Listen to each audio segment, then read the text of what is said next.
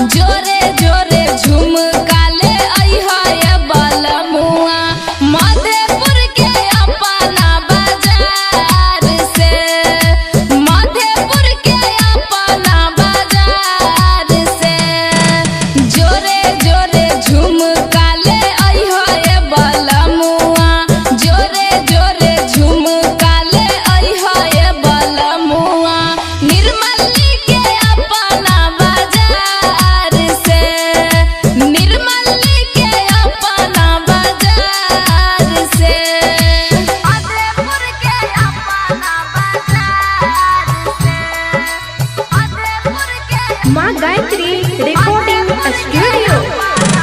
DJ Sanjay Samrat.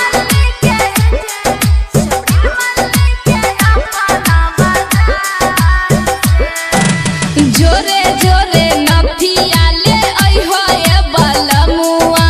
जोरे जोरे नथिया ले अइहो ये बलमुआ, दरभंगा के अपना बाजार से, दरभंगा के अपना बाजार से,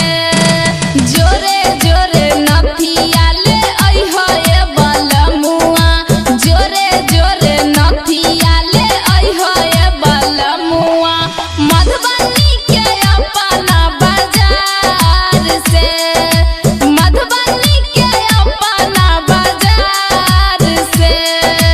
दरभंगा के अपना बाजार से, दरभंगा के Maa Gayatri recording studio DJ Sanjay सम्राट।